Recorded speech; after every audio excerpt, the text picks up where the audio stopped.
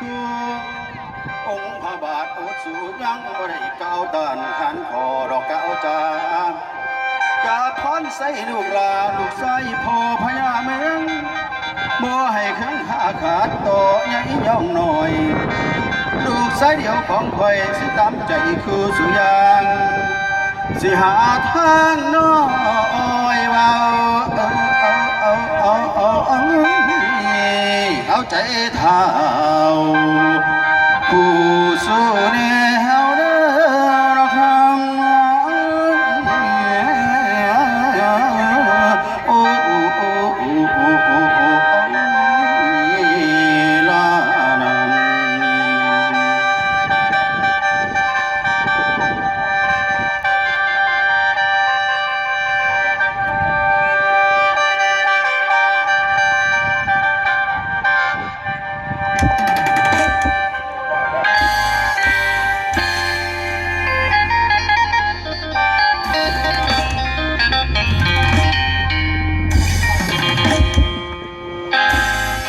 คิง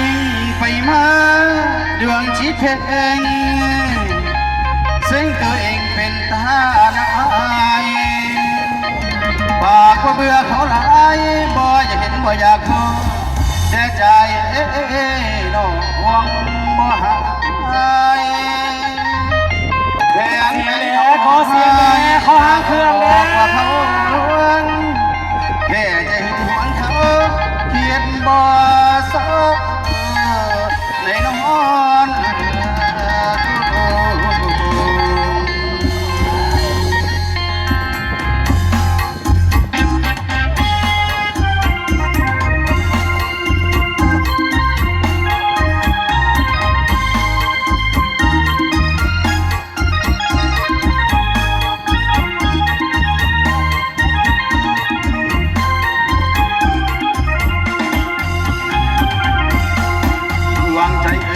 ดำในนั่นเลยกินเขาจัง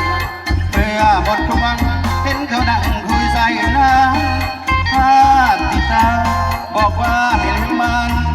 ไม่นานก็ผ่านลืมแทนเส้นอาตั้งใจดีทีนี้ต้องลืมเขาจริงเรื่องผู้หญิง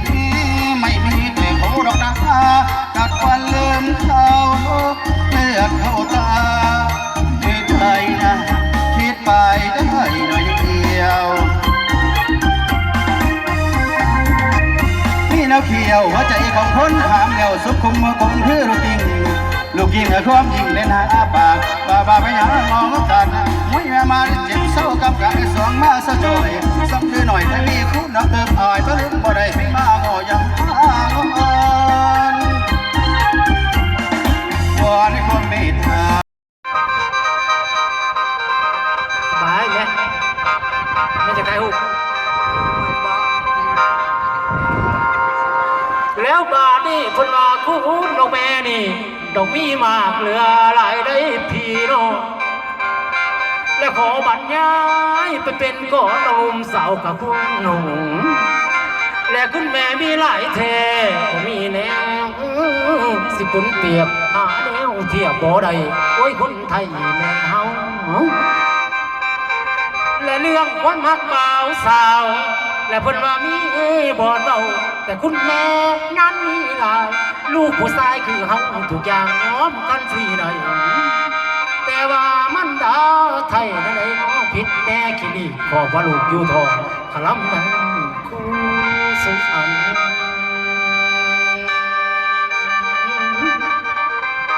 เลยงั้นนึงนอกจากนั้นบ้านลูกเกิดมาวิทย์จานแต่กินเด้อของผิดรวมกันโนกินทอง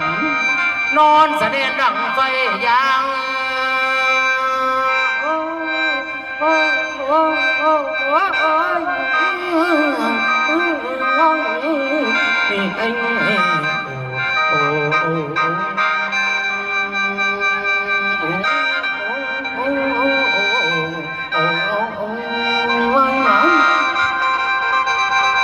แล้วบาดีนอนแสดงดังไฟยางข้างเอาอาบน้ำมนต์แม่กินตั้งแต่น้ำร้อนเอาเกลือบ่อนในอาหารหลานนมประวัติแม่กินต้มเปลือกให้ผมเพื่อนกาท่านกิน เมื่อยเป็นจนสาแม่ก็ทนน้อจนลมและขอแต่มีนมใหม่เฮากินแม่ก็ซื้อคุณแม่หลายลมลูกขอยกใส่เก่ากระพงเท่าอายุคาแม่ผู้บังคุณนั้นหาแม่เจ็บป่วยแทบสิลมหอดบอกคมนอดใจดู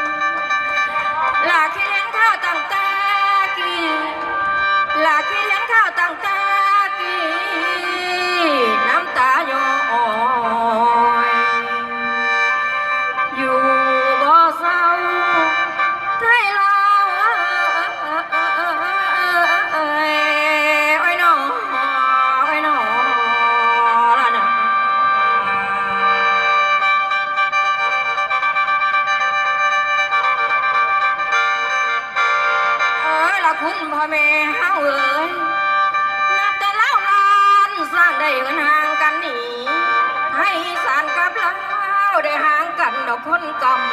ำละแดงพร้อมแดนออกไปซ้ำเอาล่ำโขงนั่นกันก่อนนั่นกันก่อนลา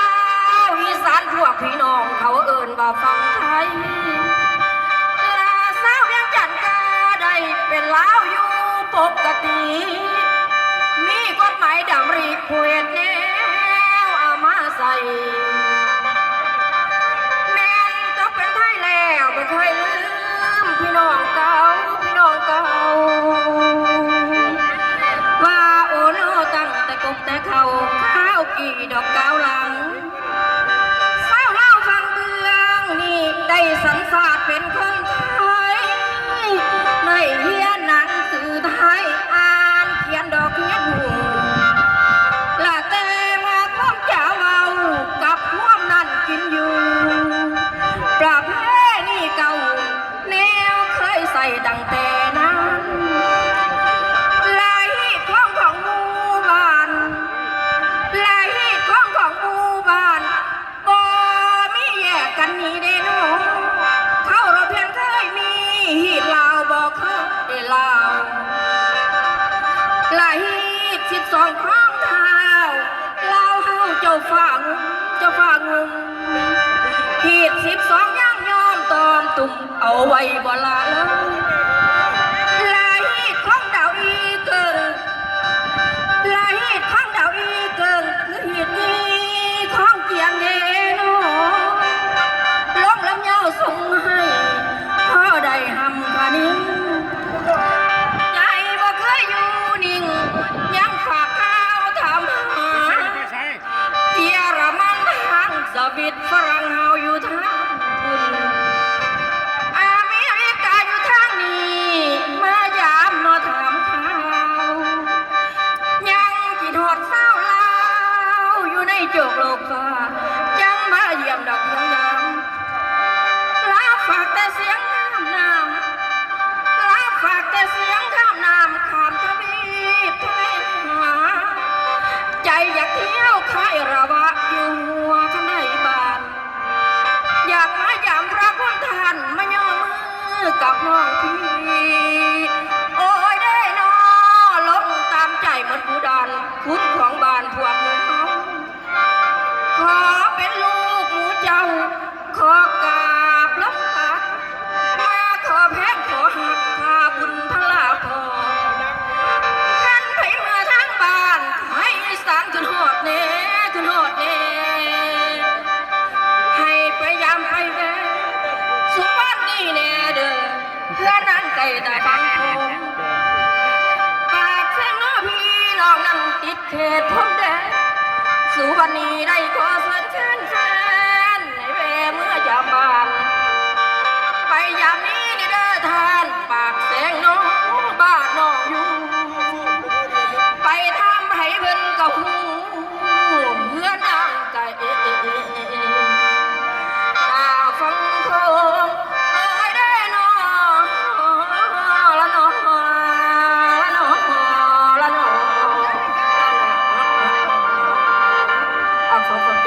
ทุกบาททุกสตางค์นะเนาะขอให้มีโชคมีลาภร่ำรวยเดิมนางของขน้อยเองก็ซื้อว่ายายมีเนาะวันนี้ก็ได้เวลาดีแล้วสิได้เป็น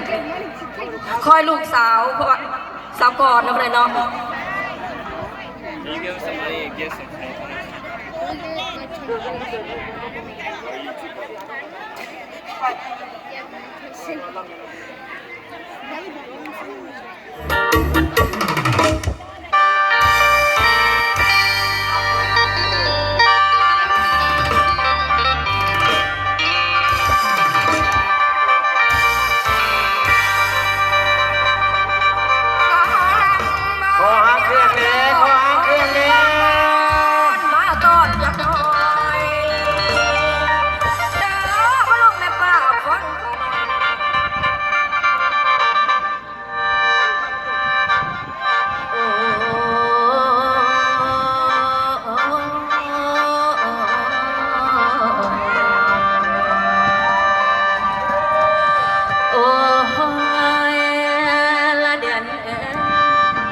แล้วเพิ่นว่าเดือนง่ายแจ้งบ่เห็นแฟนน้องมาใหม่ละคันเป็นไม้น้องบ่ตีละคันนี้เมียน้องบ่คันเป็นหาง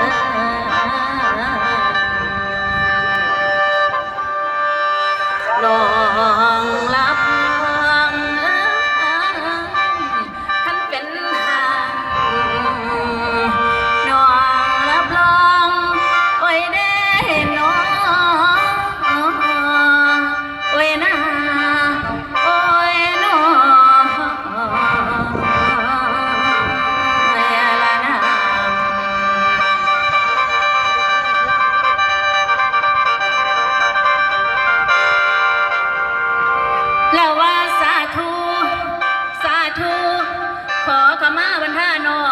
จอมทำไม่พ้นผ่านลัดตะนั่งสามประการให้แรงน้ำซอยแก่อย่าบกพร่องระวังเสียงโปรดทำน้องอย่าขาดเพื่อนให้ไหลเรียนทั้งปัญญาคุณครูบาอาจารย์ให้ซอยสู้ระดำคำยังแสดงอย่าขาดของการล้างไม่กล้าเก่งแม้ผู้ใดสิมาสิงอย่าได้คิดน้อย้อนยานให้หันสู่ว่าหมู่เขาสาธุเด้อคุณครูบาอาจารย์ให้มาปลุกเอเก้ายังห้องทรงกระจายเสียงองค์นาลายอาวสานสีก่อนให้น้ำกุ้งและเล่าบันเทิงศิลป์กับน้ำปลายแฟนหญิงไส้ทุกทองทินและนี่คือศิลปินขอให้ญาติพี่น้องสมใจยอมไว้แน่เดิมไหวทั้งพระแม่เจ้านำนอทอละนีทั้งบพรมเทมาเมฆลานอมนทองกะนางขอยอมือน้องประจอมคุณให้อยู่ทรงพวกลูกหลานได้มาล้อมท่วมทีมงานด่านแก้วห้องให้ดังก็มันสาไก่อาจารย์พันคำนั้นได้เป็นผู้แต่งแปลงประดิษฐ์คิดขึ้นมาเขียนเป็นก่อนปอนทุกคนให้ลำนองเสาผู้เวียนน้องนวลจันทร์บ่คัดของเสียงห้องอันใจใสมาลีสาเสียงใส่ได้แฟนให้ไพ่คะแนนแล้วเอามาหอดบอนแค่ยันแฟนบ่สงสารและย่านหลายเด้ย่านแต่ละวงการไปแต่งงานให้มันแล้ว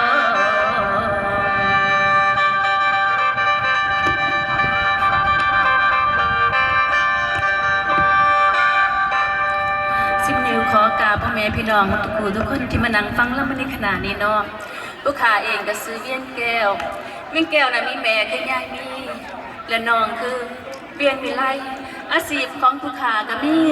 ไปหาขุดเผือกขุดมันเป็นคนถูกข์คนยากเนาะ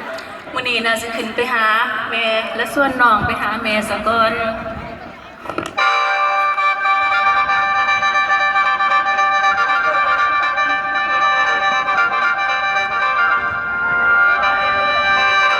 แล้วมาบัดนี้เพียงแก้วเป็นสาวขึ้นต้องฟังความผู้เป็นแม่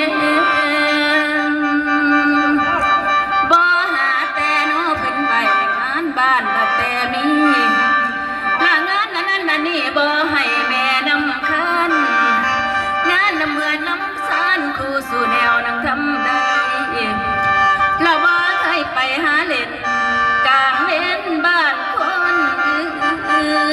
นนอนตื่นน้ำมือเศร้ากะหุงเขาเป่าไฟบ่ให้แม่นั่นเอิ้นปล่อยดาคือเขา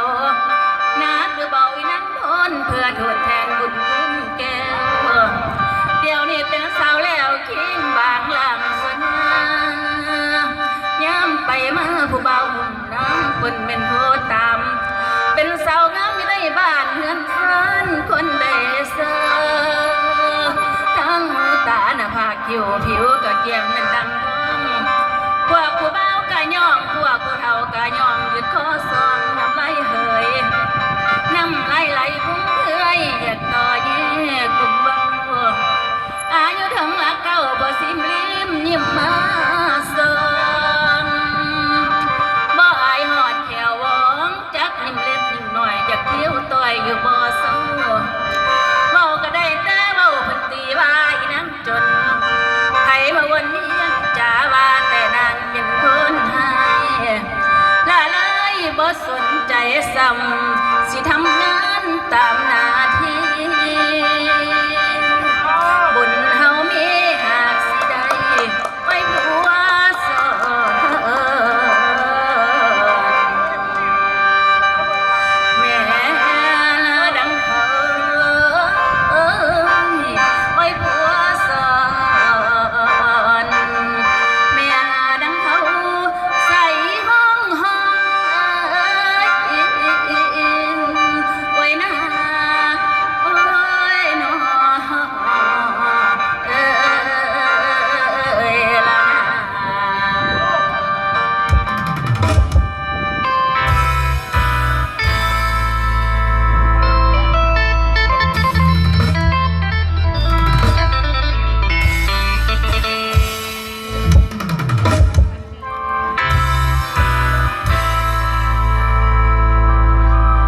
ถ้าคั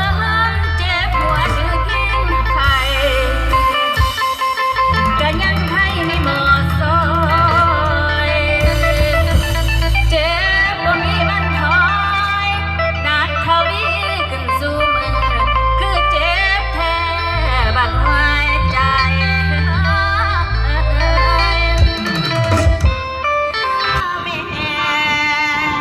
เป็นจังใดยาพอแฟนหมอลำทุกท่านที่รอท่าอยู่โควัน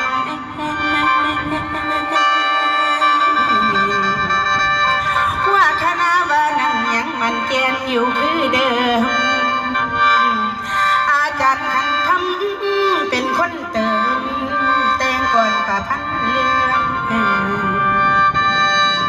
ขันสนใจเมื่อเยี่ยมเงินสา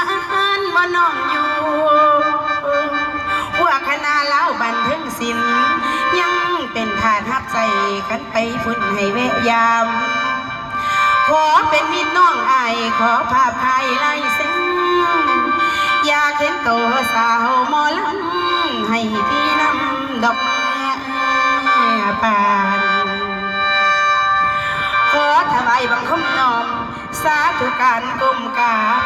ขอเป็นลูกไว้หัวมันขอเป็นหลานลูกหัวไม่กันเป็นภัยถ้าลาผู้ฟังขอเป็นภัยถ้าลาผู้ฟังโอ้ยดีน้อ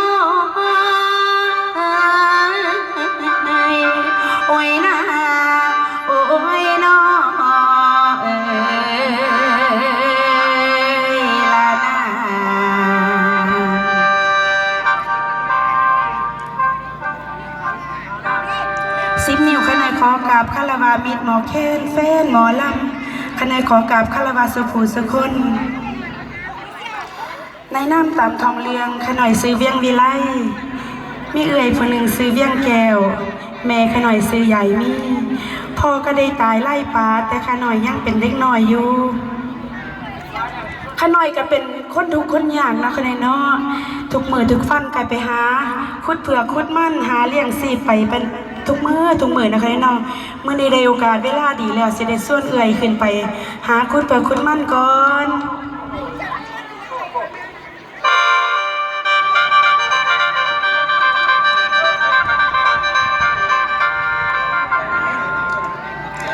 ละมาบัดนี้ย้อนกะวันเวียงวิไลสากล